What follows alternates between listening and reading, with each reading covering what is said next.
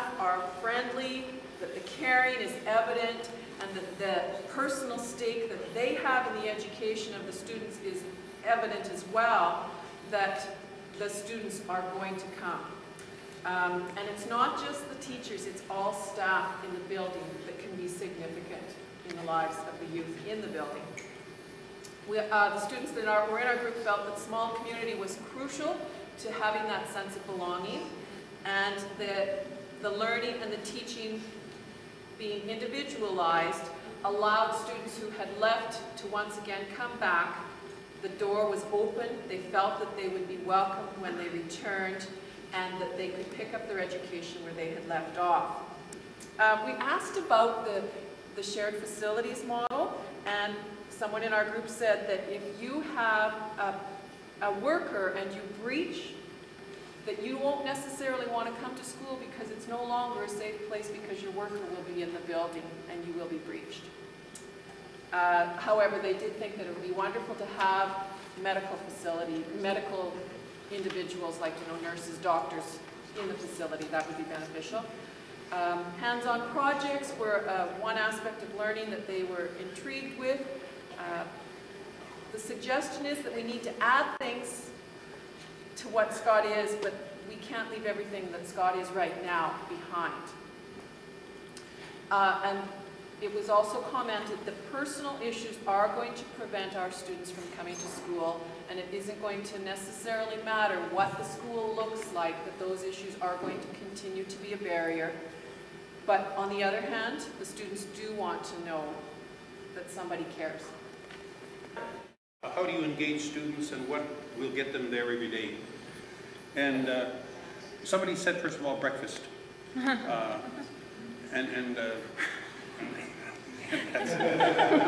also agreed that a project-based, some project education would be appropriate, perhaps even food service project in the school. And student Alicia pointed out to us too that the students don't know at this stage, they don't have a picture of what your future can be through education. Who's there to tell you what you need to do to get there, what classes you need to take in order to achieve that, how long it'll take. There's some people who are maybe the first to finish high school in their family, don't know about university, colleges, degrees, professional certificates, all those kinds of things. And if you just had that knowledge, it would help some students to move forward with that. It was pointed out that there's some apprehension about new developments because Scott currently enjoys the students at Scott currently enjoy a sense of community here, and to disrupt the community they have would be might be troublesome or at least they have apprehensions about that. Just push through elementary school up to high school. When they get there, they actually have to start working and getting credit so they can graduate. They don't have those basic skills that they should have learned in grade. So they're confused and they probably feel like their self-esteem probably goes low, and that's probably why they drop out. So I don't know, like once they were talking about how they should for grade 10, they should work at their own pace for say 400 days instead of 200 days, so they can get them at least to the grade 10 level, so they don't fail and want to drop out of school. But since they'll work slowly to get to that level of grade 10, so they can move on to grade 11 and 12 and maybe graduate. So we were talking about that because so many people are pushed through elementary school, and when they get to high school, they just don't know.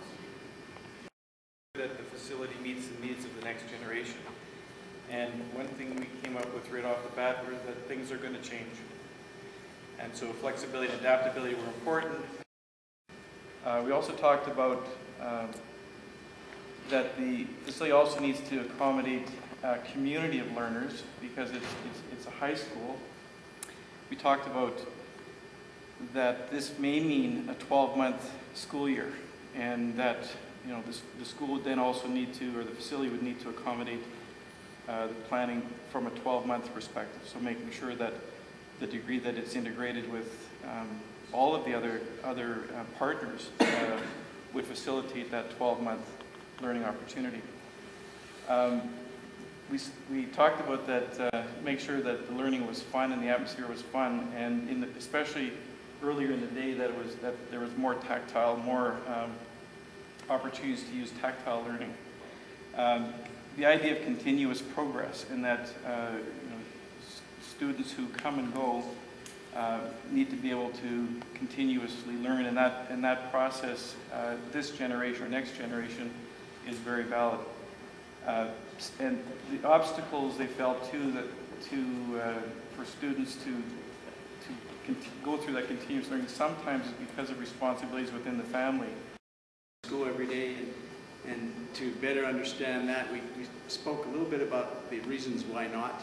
The lack of support systems, be it parental, security, transiency, couch surfing, school's not important, fear of failure, fear of success, moving away from what you know. It's easier to stay with what you, where you're at, and the fear of that when you walk away from school, the fear of coming back and catching up and you won't pass. So it's just easier to stay away, that fear. Some of the things that we talked about in terms of motivation, it makes your mind think. You know, there's friends, there's fun. Teachers make you feel like you belong. You wouldn't feel that way if you didn't go to Scott. So Jessie said if it wasn't for Scott, she wouldn't feel that way. Motivate the kids by branding the learning system and branding the school. You're competing against a lot of different things with those kids, gangs and a lot of outside influences. So you need to compete with that. And the gang strategies are telling us that you're competing against a lot of different things. Developing a sense of pride. Motivation has to have a personal connection. And I think we've heard that. Role models and people that believe in you, and those kind of go hand in hand. Create an environment for learning. Remove the stigma of the community and the school.